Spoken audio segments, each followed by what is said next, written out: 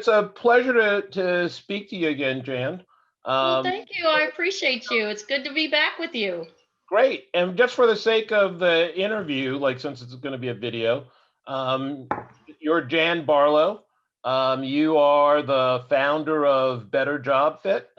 And Yes. just to start, maybe you could give us an overview of what your organization does. Well, thank you so much, Reginald. I appreciate it. We are a 501c3 nonprofit organization. And really, 2020, how we started back in 2009, 2010, our focus was on individuals uh, that are in career transition or professional transition.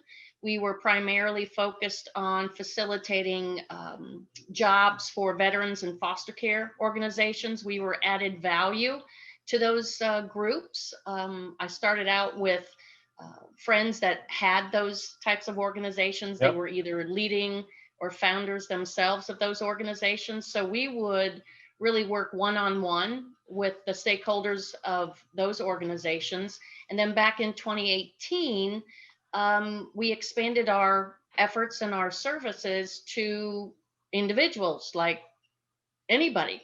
And so we ended up doing workshops. We were took our model and went to virtual workshops. And then in 2020, we then expanded to include to be really provide leading edge educational resources to people in transition and professionals in the HR industry. So really expanded our business last year, and of course that's how we met was through LinkedIn. Yep. So, and here we are. What one of the things that's fascinating to me is your decision to go out and talk to the HR professionals. Um, like what kind of, I mean, it makes perfect sense to me hearing it, but what led you to that approach to like help the people who are already working with these people in one fashion or another? Well, what's interesting, the hiring process has been broken for a long time.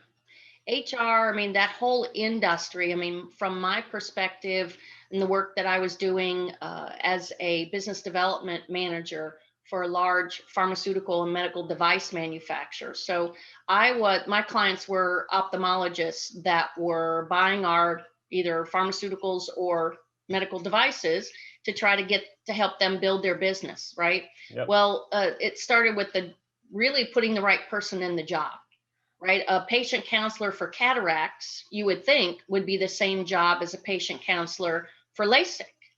Well, the job may be similar, but it really isn't, because LASIK is especially at that time, it was an out-of-pocket expense, right? Insurance doesn't cover it. So that's really needs somebody that can close a sale, especially when somebody's paying $4,000 or $5,000 out of pocket. And at that time, there was no patient financing in place, et cetera. So you either had to write a check, put it on a credit Yep. card, or pay cash.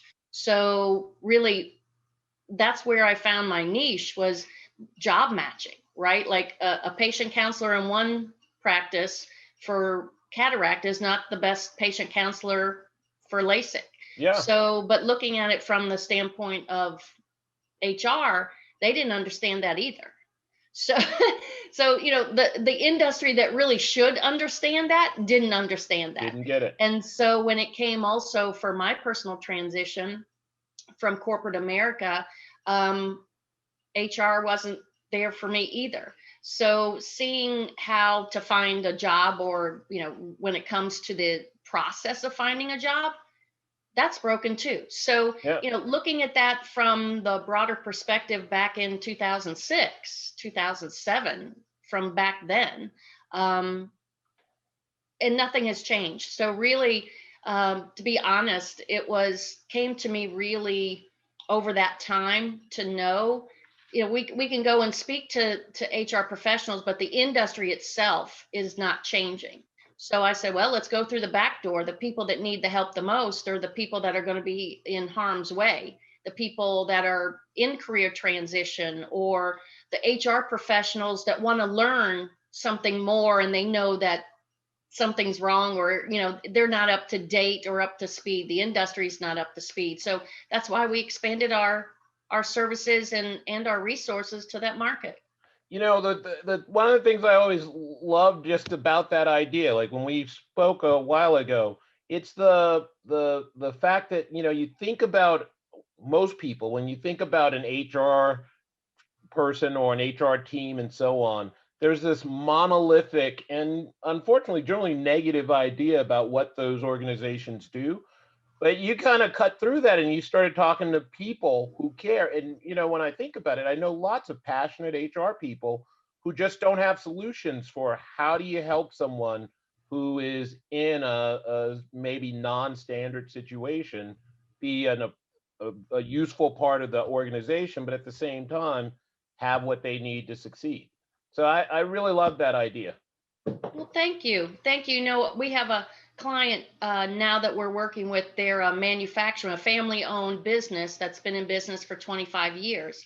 So the structure of their staff or their employees or organization is linear, right? They just Hmm. have the owner and then everybody else. They have a lot of managers, right? Yeah. But they're not really true managers. So we're going in there to create that tier of management, right? But we're matching duties, right? We had them talk about the duties of what they literally do every day, and then be able to scientifically match the people to the job. So a lot of companies, especially startup companies, will throw warm bodies at duties and say, oh, here, you got time, you can do this or you can do Yeah. that. And that doesn't serve anybody well, right? So wearing many hats is okay, but if the hat doesn't fit, you're not serving anybody well, right? So, but what's interesting, when we can sit down with the staff, what we have done over the past 3 weeks, to sit down with the staff and say, okay, these are your duties. Here's your match to every job in the office or in the company. And it opens up a door that people didn't even realize, like, oh my God, I am a match to accounting, or I'm a match to engineering. Yeah. So it really does open up that realm of possibility without putting somebody in harm's way, right? Yeah. So I want to come back to your tools that you use to do that. Mhm. But beforehand, and to the extent that you're open to talk about it, one of the things that was like just a powerful part of the story you tell was your own journey, where you were in, I'll let you tell it, but just to cue it up, you were in a position you thought it was a dream job, and then things change and suddenly it's just not right, and that kind of, like we all find ourselves in that. But I really like your journey past that into not just being happier, but being able to share that with other people with tools and techniques. Well, thank you, Reginald. Like some of our similarities, those of us who are serial entrepreneurs, right? You can relate. We may have a day job or have our where we work, but then there's another side to us, right? So I've always been an entrepreneur, but when I was working for Alcon, I was hired by our biggest competitor because they were merging with two other companies, Yep. right? So they were acquiring two other companies, and they needed people that didn't need management. They knew how to get the numbers and just run with it, right? They need highly independent people that were seasoned. Here's the goal, be done with it. Let us know how it turns out, right? So that's why I was hired, because I'm high on independence. I knew how to get results quickly, go for it. So it was a great deal. I mean, somebody to say, here, no holds bar, this is what we want you to do, and we know you're great at it, so have at it. But unfortunately, 2 months later, they changed that manager, who, that's the style she wanted, right? That's Yep. the type of person she wanted, because that works well with her. So when they changed managers, the manager that came up, she felt threatened. And because, as most managers, if they don't hire you, right? Well, I don't want to have to work with somebody else.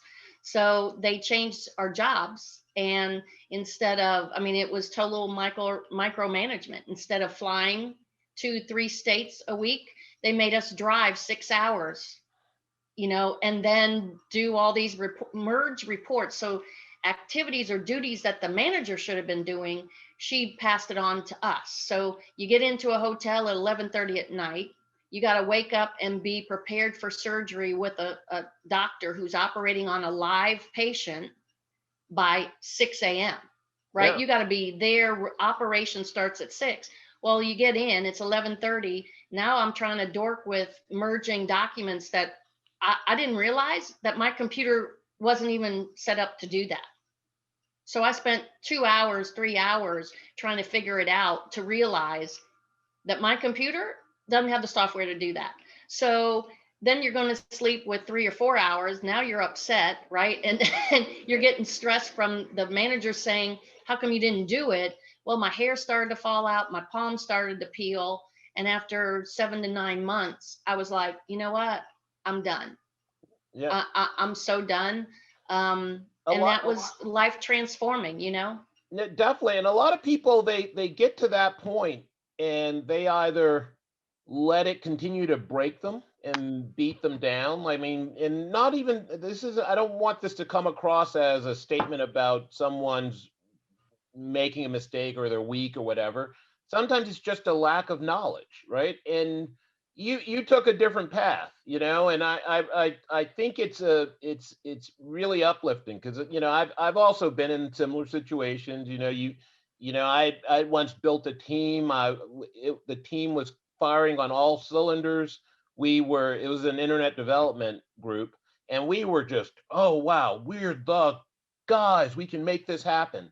And we got a new manager, and she just had a different philosophy. It's not, I don't even want to make this about her being bad or whatever, but it's to your No, it's point. just a different She just has a mix, right? It's a different different style. element to the soup. A different Exactly. ingredients comes into the soup, and the dynamics are totally different. And if I knew now if I knew then what I know now, I would have scheduled a meeting within the first month, made a clear list, not emotionally, not because you're good or bad, and really just came up with a plan that was beneficial to everyone. But like you, I spent 7 months being miserable, feeling like health issues, like emotional issues. I didn't have a dog, but if I had a dog, I'd probably be trying to kick it or something. It's just in a bad place. And, looking back on it, it was like, it wasn't worthwhile. There were other avenues, but I just didn't see them. And so, maybe you can now talk a little bit about, I told you I was going to cue this up for you. Talk a little about some of the tools you use to help people. Like you mentioned, helping someone understand, I've got an affinity for engineering. I've got an affinity for, because I think that that's the thing a lot of people just are missing. They are just kind of taking jobs, but they're not thinking about like how they fulfill their own needs in that process. Well, and thank you for asking. One of the tools I use a tool. It's a objective job matching tool. So in the assessment world, there's two categories of assessments. People have heard of DISC and Myers-Briggs. Those are personality assessments that ask you how you feel about yourself. But really, that's nice to get some self-discovery. But when it comes to looking at your opportunities, whether it be creating your own business or what role you're going to play in your business or what options you have when it comes to your next career path, there's really to use objective science or a job matching tool. They call them a normative tool versus DISC, which is, or Myers-Briggs, which is classified as an ipsative, but a normative tool that pretty much measures you against 140,000 people, but it's around objective science. So it's not depending just on the 5% of what you think you know about yourself, because literally human beings can't be objective about ourselves or others. It's impossible. I mean, that's not how we're designed. So the one specific tool that I use, it's how I use it for me, right? So like when I'm looking at the job matches, say like the gentleman that here at my client, he's an accountant. First of all, he was played college football. So the college that he ended up going to didn't have an engineering program. So he thought, okay, either because he was good at numbers, either accounting or engineering. So he went with accounting. So He loved football, checked the box off, got the accounting degree.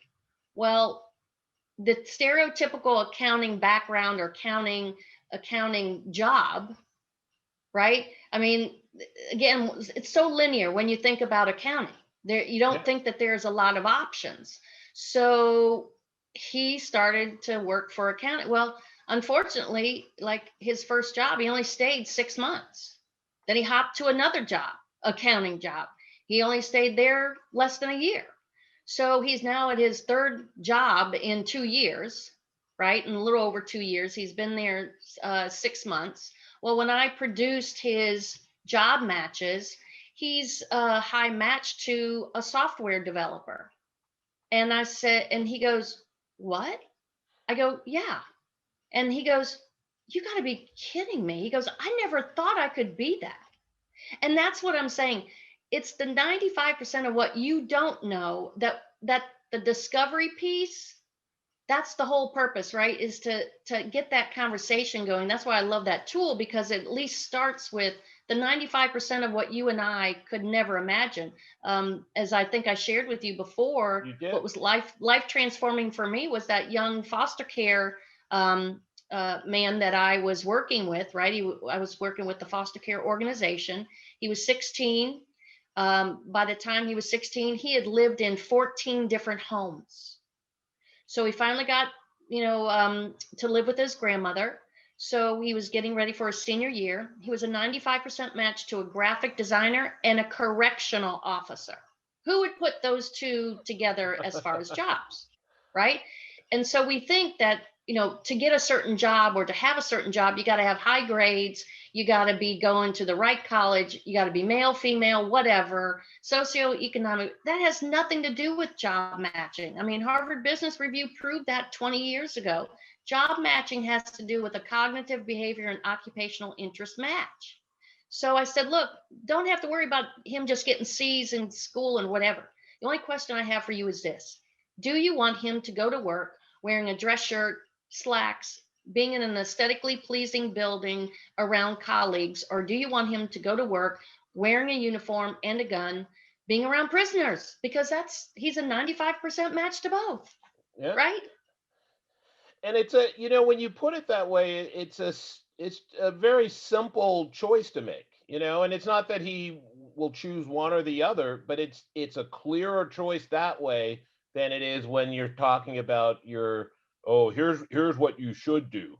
Like I for my part, I went to school for mechanical engineering, and like the gentleman you were talking about, I worked as a mechanical engineer for a grand total of 6 months. um, I realized in those 6 months that I didn't want to be a mechanical engineer. Like nothing See, about it. you see what I'm saying? You Yeah, think you thought, okay, I only have a handful of choices, right? yeah, nothing about it appealed to me, and I was fortunate that I had in college I was doing programming and stuff, and so I kind of found that I could do more like other things. But even then, like if I had met you earlier and we had gone through this exercise, I probably would have realized, like 10 years before I personally realized it, that you know what? It's more like I like the sales, I like the dynamics of actually talking to people, engaging them. And I don't want to be a guy in the back room. I don't want to be the guy who's reading the charts or, like I want to be the person who maybe is talking vision and solutions, but I want to be out there. I want to be connected, and it's not, again, not that there is anything wrong with any of the other options, but it's very eye opening. One other thing I wanted to mention, and it's something that resonates between what you do and what we are trying to do with ShingleHanger, is like helping people understand that their perceptions of themselves are sometimes, let's just use the word skewed, and not necessarily skewed in their favor. One of the things we hear from people a lot is the statement, "Oh, I couldn't be a business," and if you go down their list of things that they do and you map that to the things that you would have to do if you were a business, it's check, check, check, check, check. looks a lot like you're a business. The only thing you haven't done is get the tax benefits of being a business That's and right. file for a name. Like that's not the right way to value yourself based on what you think you can't do, Well, and especially. it scares people, right? When they say, "Oh, you're a business owner." Oh my God, I can't do that, right?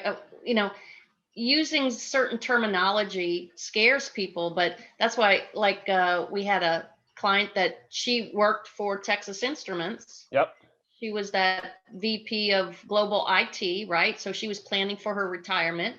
So she had, she was used to a day, her daily life was dealing with 20 regional directors, right? And they had 3,000 people under them, right? So she just had to work with 20 people. Well, her dream was to retire and invest $2 million into a brick and mortar store to sell beads. She Yep. loved beading, right? Well, once we showed what her, when I took her profile and job match to what's necessary to keep a brick and mortar going, right? The salesperson, the bookkeeper or accountant, the maintenance, right? I mean, all the literal jobs that go with a brick and mortar. It ended up, she was a better match with just doing sales on, selling online, beads online, and then going to teach at a Michael's, or we had her hooked Yep. up with Hobby Lobby once a month to teach beading and tech in a workshop, right? To get her out because her sociability scale was not high. So, we have that limited belief of ourselves, and we don't know what we don't know, right? And so exactly like you said, you started out in engineering, but it took time for you to realize, oh, I like the tech piece to it, and I got to be in front of people. Well, unfortunately, people will go and follow a path, and they know they're unhappy, but they don't know what other option there is, right? Yeah. What And they what's keep on your doing the same thing, and it doesn't make them any happier. I'm with you. What's your approach to helping someone? Because I think this is exactly what we think, our readers and users are trying to figure out for themselves. When you get all the information, right? Like, this is what's going on. Like, I can read the list of skills and match those to a thing. I know my personality like leans this way versus that way. But there's always that reticence that still comes where people just have not made that cognitive link. And I'm sure that it's that's just a human nature thing where it's like inertia, like I haven't done that before, why should this be true? How do you help people get over that hurdle? Because I'm assuming It's a like with the mindset, bead one. right, Reginald? Yeah. That's a mindset, right? And everybody is peeling or evolving, you know, as a human being. That's just constant. So it's not a destination, it's a process. So like I have a client that's an attorney, right? And so she's like, Jan, I'm just so done with family law and being around people that are, upset and angry. So how do I transition my business to doing something else? So literally it was a conversation. So we just focused on, okay, what does that look like? So you got to get into that right side of the brain, free thinking, to do what if, right? And get a person to start thinking differently, right? And just sharing, well, what does this look like for you now? Like, what is it? So you have to really get that person in a dialogue and in a discovery conversation to allow them to see for themselves how comfortable they are, and where they start to connect the dots to say, wow, I'm already doing the business. You see what I'm saying? So No, you I can I show see. somebody on a piece of paper and say, well, you're doing, this and this and this. But when you start to engage them in a conversation or a discussion that gets them to tap into the right side of their brain, right? Because it's the left side of the brain that's trying to talk them out of it. That's where the fear is. Yep. So when you start to just talk about things from the right side of the brain, now we're away from the fear. Now we're away from trying to figure it out. You literally can get them in that zone, and the answers literally present themselves to the person. Like they then start to connect the dots for themselves. So it is a process, but I think especially what you and I have spoken about, the gig economy back in 2008 when we went through this last financial crisis, Yep. who would have believed that, it Yeah. boomed like that? Well, last year in March, when I was writing an article, I saw that I was getting the stats, right? This was before COVID, and it said the gig economy was going to grow by 35%. Well, let me tell you, at the end of March, when all this happened, I was like, oh, 35%. Are you kidding me? That's going to be like 50% or more in a Definitely. year. And people are seeing right now that, shoot, they can go take the stuff that's in their attic or their garage and start making money. Yeah. Right. So they're automatically consigning, selling stuff on Poshmark or whatever, and they're making money. So, for those people that are working for somebody else and they're like, okay, I need to generate some revenue, they're cleaning out the garage and the attic. They already are doing a business, right? When you tell somebody, hey, do you sell anything online? Well, yeah. Guess what? You're already in a business. You're a business. You're a business. You're making money on TikTok. Are you kidding me? You're in business. There's I read a stat once about the growth of Instacart over the past year in the same time frame you're talking about.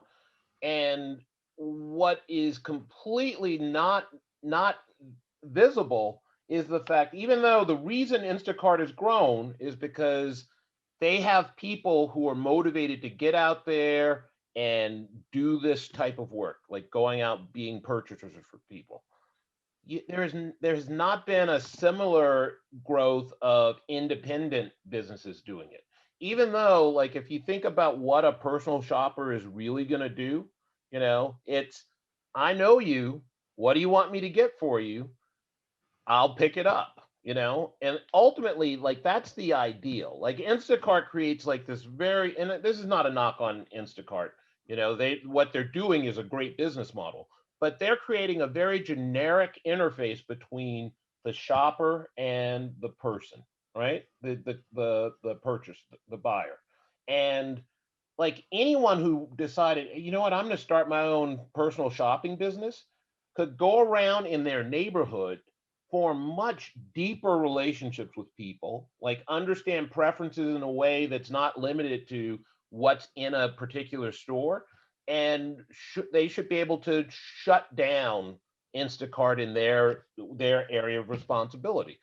It's not even like a tricky thing. It's like, you talk to someone who's going on Instacart to have stuff delivered, every one of them will say, no, the only problem I have is, when I'm doing this, there are always things I want that I can't really get somebody to get for me, and it's kind of like this outside of this narrow box. And if they had an option, they would take it. I'm personally, I won't say flabbergasted. I mean, that's why we started the business. But I'm always like amazed at that mental state. And I like your point about the mindset that puts people in this box that I should do it this way because that's what's in front of me, as opposed to, I have an idea and I'm going to be creative about solving for it. I really believe, like, you have embodied like that, trying to solve problems creatively. Like, can you what advice would you give to someone who is trying to make that jump from, like, in effect taking a day job to maybe trying to create a better job fit for themselves? The easiest, Reginald, is to, during a free thinking time, when you're relaxed, whether it be when you first wake up because you're coming out of what's called theta brainwave, right? So when we go to sleep, we're a clean slate, so to speak, from your Yep. mind and left and right. So, whether it be before you go to bed or first wake up, but a time when you can free think and you just grab a notebook and a pencil or a pen, and you write, what are your differentiators, right? Like, what do you see and what's in front of you? Like, how do you stand out in what you do? What are you great at? And I sometimes share, ask the people that are closest to you to have them give you feedback on that. Like, you call them up and say, hey, what do you think what am I great at when it comes to helping you, right? Or when you think of me, what do you depend on me for? Right? Like, I got a friend that, she was in HR, right? How I first met her, but she is great. She loves researching cars. She loves cars. She buys cars every couple of years, right? Well, when it came for time for me to get a car, I'm like, oh heck no, I'm calling Perry Ann, because she's the one that knows all cars. Why should I do the research? She Yep. knows everything, right? So tapping into that, writing that out, but really ask yourself, what's your differentiator, right? And you have to ask yourself, what is it that you want to do?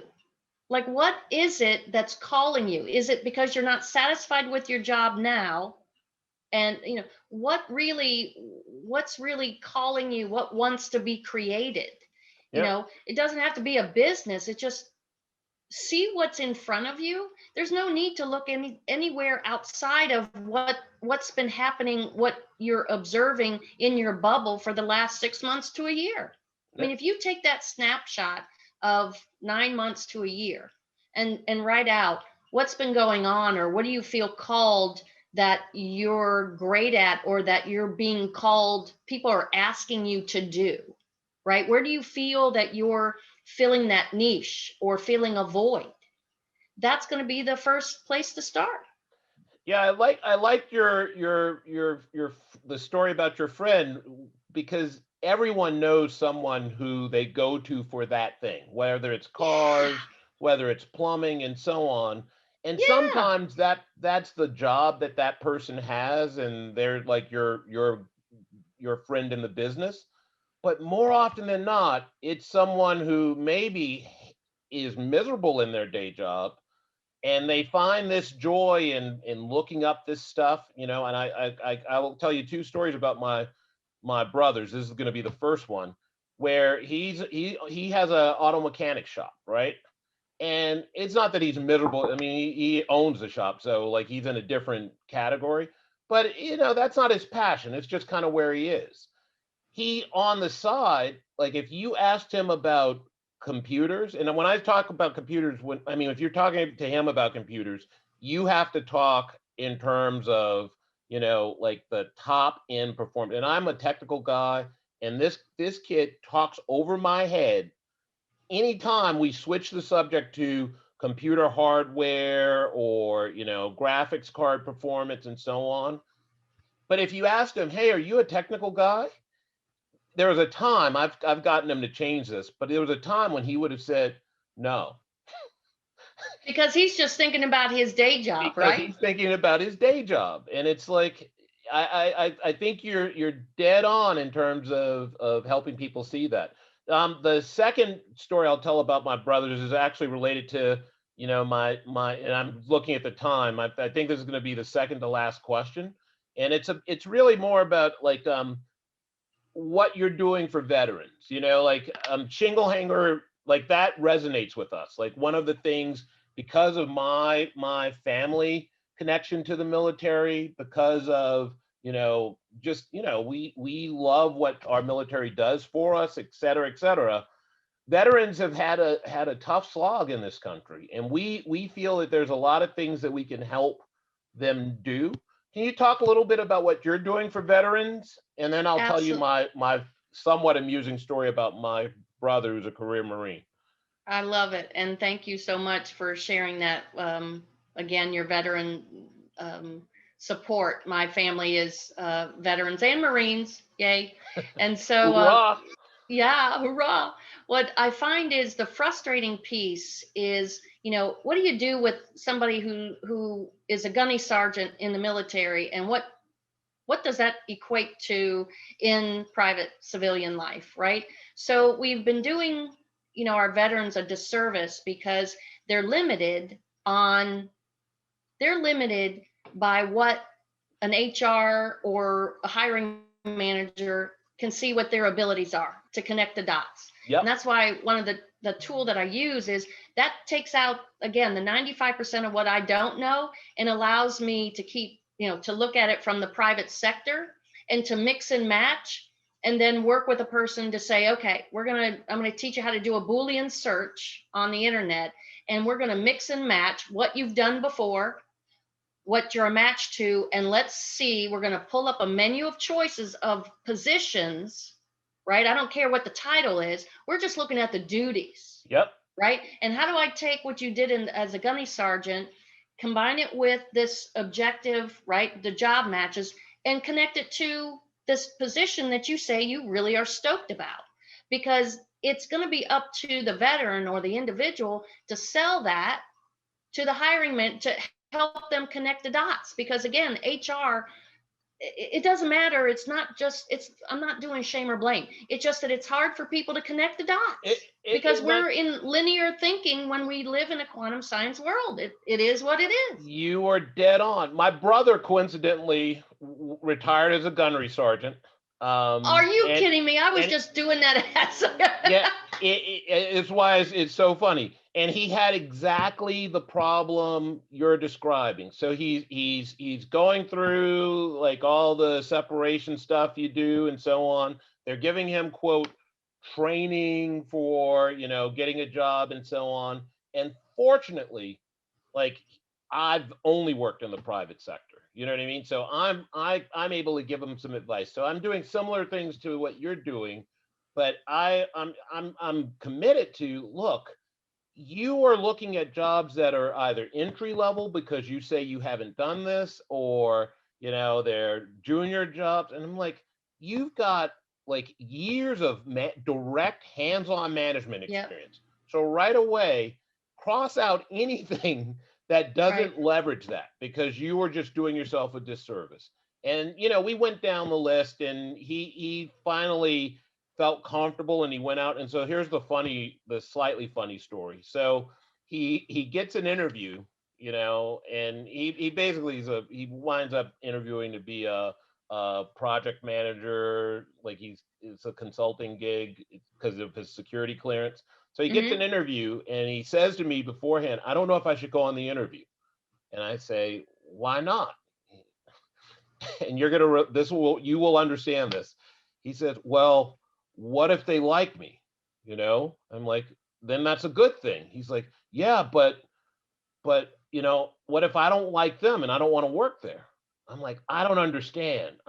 He's like, and and obviously what I he's get it. getting at is he was expecting them to cut orders and then he wouldn't have a choice after that point. And it goes back to that, like you were so disadvantaged coming out of the military Yeah. because it's just things work so differently. And again, like you said, it's not that anyone's at fault. It's that you got to help people make that transition in the way that they need to make the transition, which is the rules are just different. It's not about your skill set, it's about your understanding of your value. Well, and that's the thing.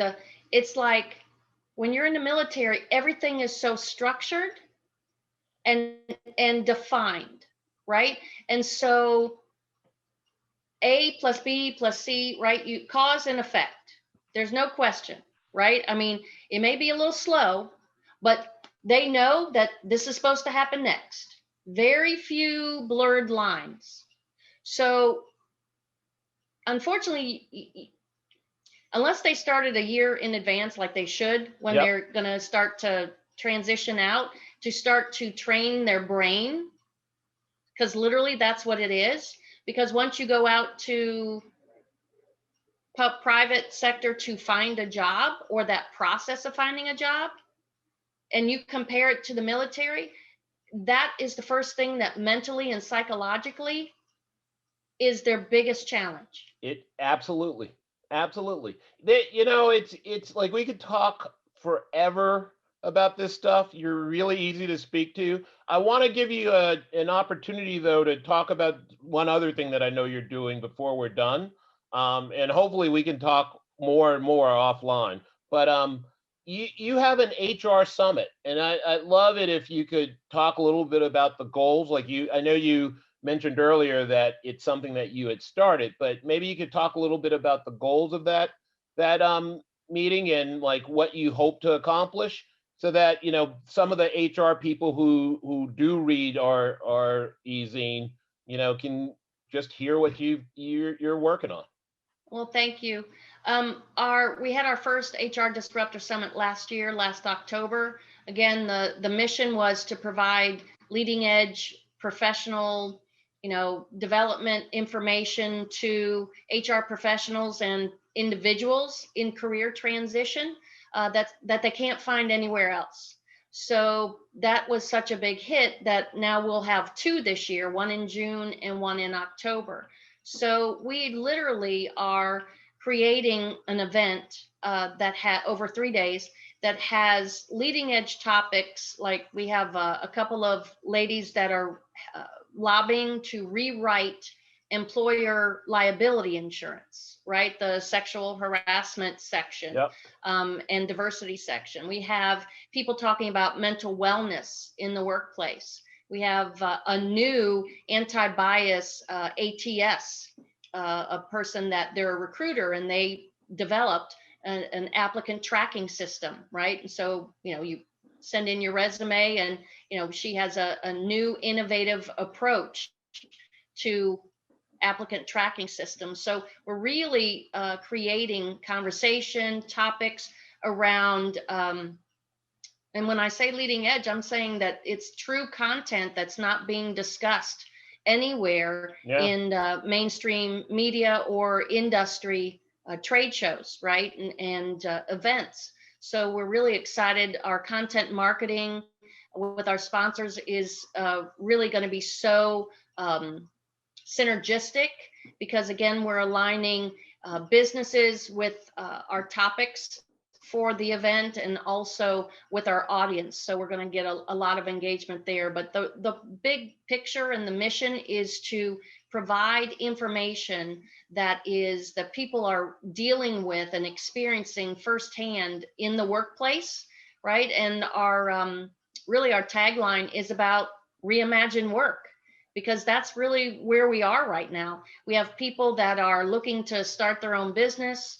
Again, with your product and services, that it's a one-stop shop. There's no need to make it complicated, and say, hey, you can start, creating value for yourself by creating your own business or whatever that looks like. I just always say that a 1099, a W-2, that's all a tax category.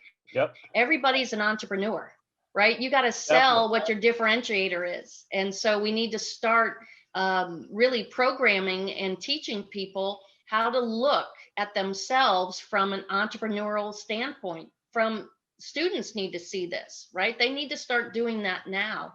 So really, that's what we're having fun bringing people together to talk about things that they would normally not hear about. So everything work, right? Reimagine work. I love it. Jan, I want to thank you for the time you shared with us today. Thank you, my friend. It's always great to be with you. Thank you. Definitely. And I look forward to just seeing more of what you're doing, and, let's stay in touch. You got it. Thank you so much, Reggie. Have a good one. Bye.